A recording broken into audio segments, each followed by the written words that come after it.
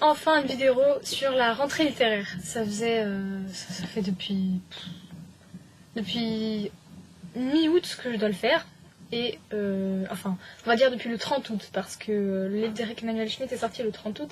Mais avec la fin des vacances, avec la rentrée qui arrive, je n'ai pu le faire qu'aujourd'hui.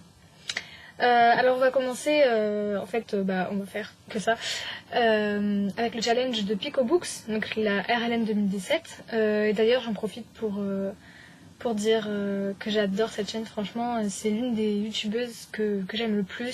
Ses chroniques sont toujours intéressantes, on sent qu'elle est du métier parce que voilà, c'est toujours intéressant, riche, original. Donc voilà, c'est en général les moins gros youtubeurs que je préfère et elle en fait largement partie. Donc je vais commencer par exprimer ma relation au prix littéraire. Alors, je trouve que c'est bien en fait, parce que ça récompense le travail des écrivains, qui n'est pas quelque chose qui est quelque chose qui commence à tomber un peu, à passer de mode quoi. Donc c'est très bien, ça permet de découvrir de nouveaux auteurs, ça permet d'encourager des auteurs qu'on connaîtrait déjà, c'est juste bien. Je ne vois pas les points négatifs que ça pourrait avoir. Alors si évidemment c'est qu'on ne peut pas donner des prix littéraires à tout le monde et que peut-être qu'il y a des pépites à côté desquelles on passera, mais c'est comme ça, il faut bien choisir, donc non, je trouve ça très bien. Ensuite, un livre que j'ai découvert à une autre rentrée littéraire. Alors c'était la rentrée littéraire 2014, en l'occurrence un livre pour les jeunes, parce qu'en fait je suis en seconde, donc jusqu'à ma 4e je lisais pratiquement que des romans jeunesse. Il s'agit de Le ciel nous appartient de Catherine Rundell, qui est un roman juste très poétique. Et j'ai trouvé un très bon résumé, donc que je vais vous lire sur un site. Sophie a été trouvée bébé dans un violoncelle flottant sur la Manche. Recueillie par Charles Maxime, un être érudit et fantasque qui parle anglais aux personnes, français aux chats et latin aux oiseaux, elle va grandir à ses côtés et bénéficier d'une éducation décalée mais tellement riche de découvertes et de liberté. Nous sommes au XIXe siècle, les services d'aide à l'enfance ne voient pas ces méthodes d'un très bon œil et dès les 12 ans de Sophie, ils décident de reprendre en main son éducation. Le choix sera alors celui de la fuite. Une fuite vers Paris à la recherche de sa mère musicienne. Pour savourer toute la douceur et la sensibilité de ce roman de Catherine Rundell, nous vous recommandons d'accompagner la lecture du Requiem de Gabriel Fauré. C'est ce morceau et le violoncelle qui tiennent lieu de cordon ombilical entre Sophie et sa maman. Cette quête maternelle et musicale va se faire sur les toits de Paris et donner au roman toute sa hauteur et sa poésie. Un très beau roman qui porte sur l'enfance un regard doux et humaniste. Voilà, donc c'est... j'aurais pas pu mieux faire. Hein. En plus, comme c'est un livre que j'ai lu il y a déjà 3 ans, au moins, en fait, je me souviens pas précisément de l'histoire. J'oublie assez vite les histoires, mais je me souviens très bien de l'émotion. Et là, on peut dire que j'ai ressenti des émotions. Alors maintenant, je vais vous parler des éditions du Chat Lune qui ont été créées en 2010. Et qui ont choisi de se spécialiser dans le roman fantastique et de soutenir les auteurs dans ce genre très dominé par les anglo-saxons. Alors plus spécifiquement, il s'agit du genre de la beat-lit. Et donc en tant que micro-éditeurs, ils prennent le temps de travailler avec leurs auteurs. Donc il n'y a eu que deux auteurs pour l'instant. La première série publiée, ça s'appelle Le Clan du Hameau, la seconde COVE. Donc Le Clan du Hameau, c'est celle-là que j'ai retrouvée, ça c'est le deuxième tome, le premier je ne sais pas où je l'ai mis. En fait, le premier, mais je sais pas où je l'ai mis, évidemment que je sais pas où je l'ai mis, je l'ai lu à la bibliothèque. Je l'ai trouvé en allant à la médiathèque, je cherchais un livre à lire, puis paf, j'ai vu ça, j'ai vu la tranche, et puis je me suis dit, tiens, je vais lire ça, et en fait, j'ai adoré. Alors, évidemment, je trouve ça très bien, en fait, que cette micro-édition se spécialise dans la beat-lit parce qu'effectivement c'est un genre qui est monopolisé par les anglo-saxons et il y a très peu on en voit très peu en France. Alors si vous ne voyez pas trop ce que c'est, la beat-lit, c'est un sous-genre de la fantasy urbaine.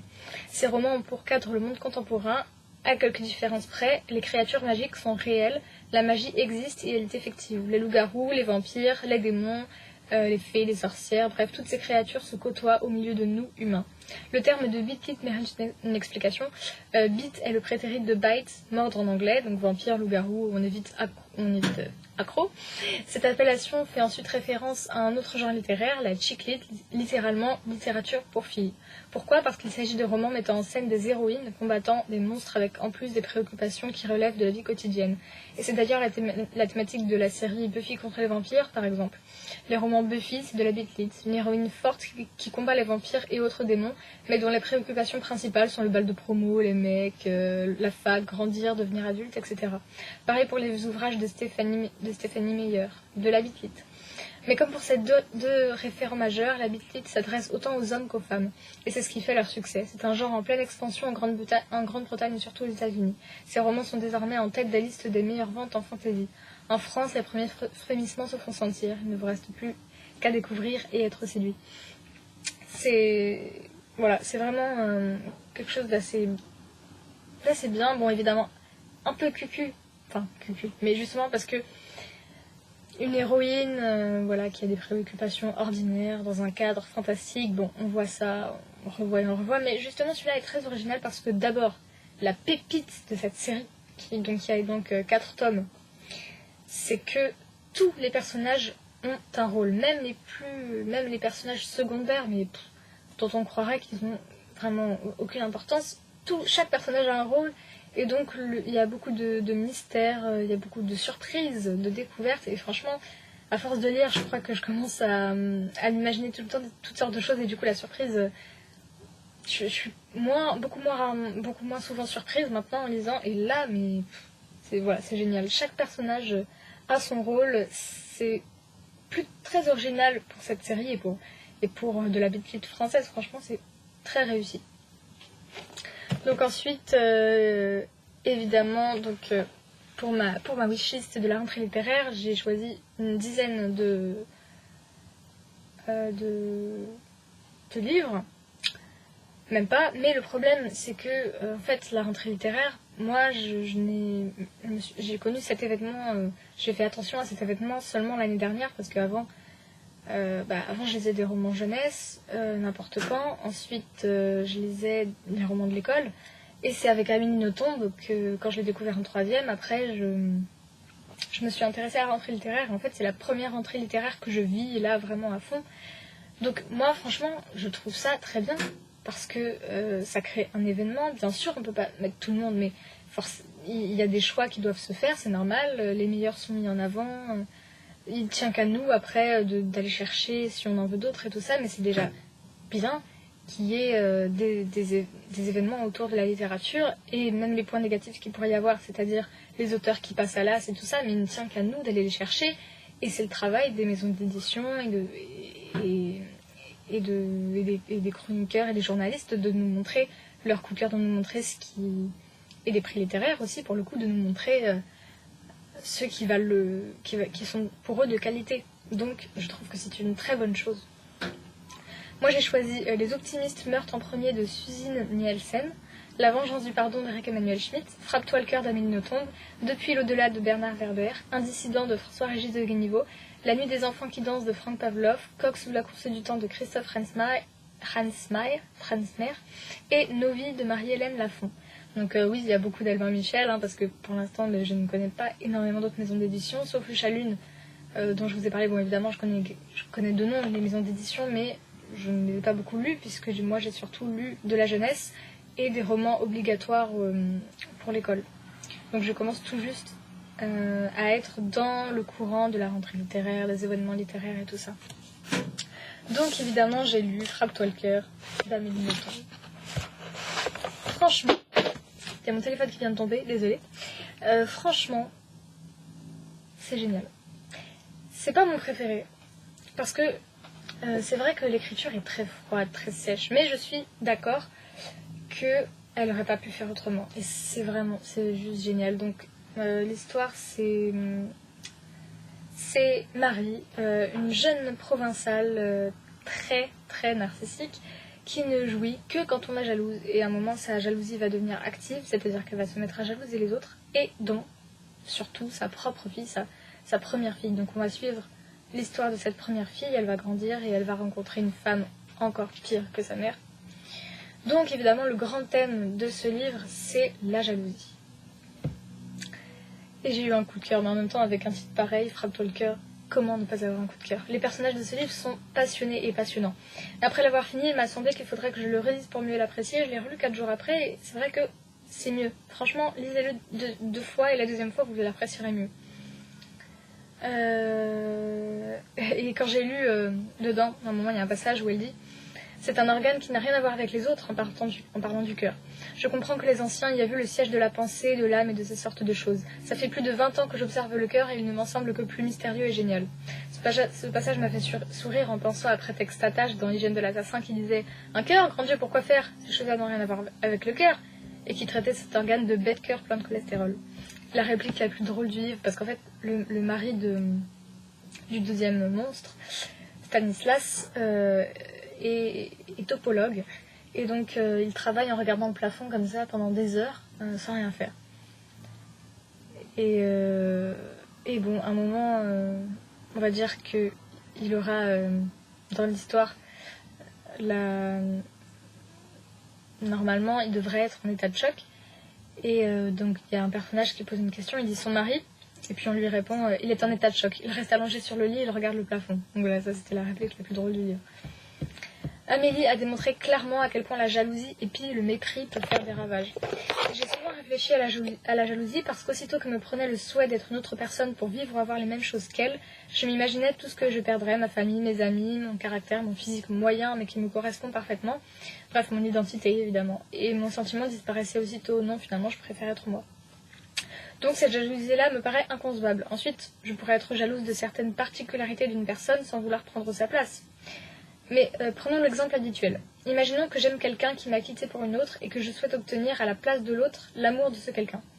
Je ne voudrais pas être avec une personne qui ne m'aime plus, ça n'a aucun intérêt. Je ne peux pas être jalouse de cet amour parce que la seule façon de l'obtenir serait de devenir celle que je jalouse. Et ainsi je perdrais mon identité, donc ma jalousie n'a plus aucun sens.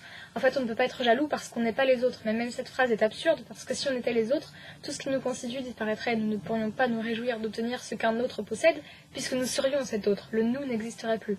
Et nous pourrions, avec cette nouvelle identité, recommencer à jalouser des choses différentes.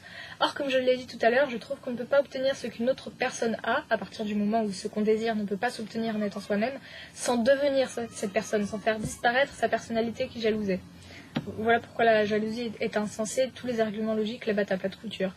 En plus, c'est désagréable et on ne peut pas la combler. Je ne comprends rien à la jalousie, les jaloux maladifs doivent avoir un sérieux problème d'ego. Donc voilà. Encore un roman génial et j'ai pas été déçue. Ensuite, La vengeance du pardon de Rick Emmanuel Schmitt. C'est un recueil de nouvelles. La première nouvelle, Les Sœurs Barbarin. Donc déjà, en fait, vous avez compris, le thème c'est la vengeance du pardon. Donc il va traiter l'ambiguïté du pardon. Parce que on peut, quand on pardonne, en fait, souvent, c'est plus pour soi et moins pour l'autre. Et quand on est pardonné, on peut le vivre comme un enfer parce qu'on voit quelqu'un, déjà on doit reconnaître sa faute, et on voit quelqu'un de plus haut que nous, de plus moral que nous. Et donc on peut en vouloir à cette personne de nous pardonner, d'avoir la hauteur d'esprit de nous pardonner. Donc c'est cette ambiguïté-là qu'il va aller chercher dans ce livre. Les sœurs Barbarin, ce sont deux jumelles. L'une va adorer sa sœur, l'autre non. Voilà. En gros, c'est ça l'histoire. Je veux rien vous dire parce que moi j'ai peur d'aller trop loin dans l'histoire, mais c'est génial. Et à la fin, en fait, c'est une histoire horrible. Hein. Et à la fin, moi j'ai eu envie de rire. Et je trouve que ce livre, c'est le livre des émotions surprises. Déjà, il est bouleversant. Pour moi, c'est juste au-dessus de la part de l'autre. C'est le meilleur Schmitt que j'ai lu. Pour l'instant, j'en ai lu que 12. Hein. Mais pour moi, c'est le meilleur. Il est bouleversant. Moi qui ai si rarement pleuré pour un livre. La deuxième nouvelle, Mademoiselle Butterfly, j'ai pleuré. Parce qu'en fait, il s'agit d'une jeune fille, Mandine, enfin plutôt d'un groupe de garçons qui vont faire un pari. Ils vont dire à leur chef du groupe, est-ce que tu es capable de coucher avec Mandine, qui est un peu simplette? Lui, il va dire chiche, et en fait, devant ses copains, il va faire le cynique et tout ça. Dragueur, alors que il est profondément amoureux d'elle, il est très touché à chaque fois qu'il est en face d'elle, et il va la faire souffrir presque sans s'en rendre compte, Et ouais, c'est une très belle histoire. À la fin, j'ai pleuré. Pas forcément de tristesse, mais j'étais émue. Cette histoire m'a vraiment émue.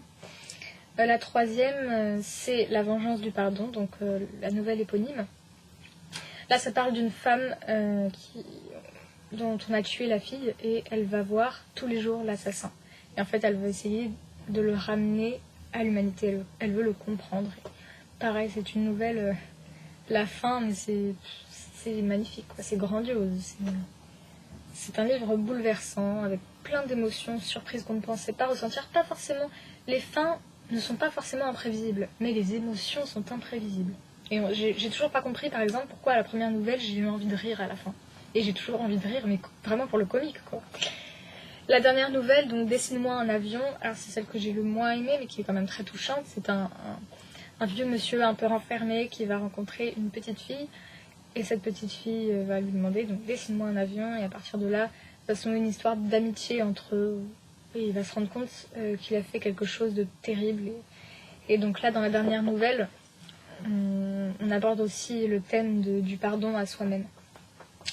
Donc voilà pour ce livre, cette rentrée littéraire promet d'être très bien. J'espère que j'aurai l'occasion de lire encore d'autres, mais là comme je rentre en première L, et ben j'en aurai beaucoup à lire. Tout pour cette vidéo. Normalement, je vous parlerai bientôt d'autres livres d'Erika Manuel Schmitt dans le cadre des 7 jours 7 livres d'autodisciples. D'ici là, je vous dis à bientôt et passez une bonne journée. Salut! Il y a juste un aspect dont j'ai oublié de parler dans ce livre, c'est tout le parallèle dans la troisième nouvelle qui est fait avec le chat. Parce qu'en fait, la mère de la fille qui est morte va plutôt se faire apprivoiser par un chat. Et il y aura tout un parallèle avec sa fille, justement. Et je vais vous lire un passage. Le chat hérissé bondit, pattes au ciel, griffes sorties, tout pilla et manqua le papillon. Il pesta en éternuant. Dans ses yeux brillait la flamme d'un sauvage insoumis. Visant la vanesse des chardons aux ailes orange et encre, il s'élança encore. Raté. Une fois. 2. 3. Insouciante, allègre, la dame papillon poursuivit sa route incohérente. Le chat feula. Il n'a pas inventé le piège à souris, songea Élise en remarquant le fiasco. Donc Élise, c'est la mère de la fille qui est morte. Échouer rendait le chat hystérique. Il ne pouvait chasser sans que cela se soldât par des cris, des sifflements, des ruades. Une mouche passa près de lui et, d'un mouvement rapide des mâchoires, il la coinça dans sa gueule. Sidéré d'avoir réussi si aisément, il traversa une seconde d'incrédulité, puis, rasséréné, broya la mouche, la savoura, la suça, la croqua, les paupières closes, les dents serrées, enchanté de sa proie. L'insecte valait les trésors d'Ali Baba. Souple, le pelage moiré, il revint vers Élise qui travaillait sur la terrasse d'une marche tangueuse, la queue raidie, et il frôla ses chevilles. Dans tout ce passage, surtout la première fois que je l'ai lu, j'ai eu vraiment l'impression d'être complètement dans la peau du chat. J'ai trouvé cette impression très forte. Et ça m'a renvoyé à un extrait aussi de L'animal et son biographe de Stéphanie Houchet, où elle écrit « Je rêverais même d'écrire un livre uniquement consacré aux animaux, une œuvre littéraire qui n'aurait pas besoin de présence humaine et dont la grâce émanerait de la sauvagerie et de l'acuité instinctive des protagonistes, une œuvre sans parole. » Je me suis dit que ça ressemblerait à ce qu'il a fait avec ce chat. Alors il faut lire toute la nouvelle aussi pour voir à chaque endroit ce qu'il fait avec ce chat, les parallèles. Il y a beaucoup de moments, il y a beaucoup de petits moments où il se met dans la peau du chat. Donc voilà, aussi un aspect de ce livre que j'ai beaucoup aimé, que j'ai trouvé très fort et très original.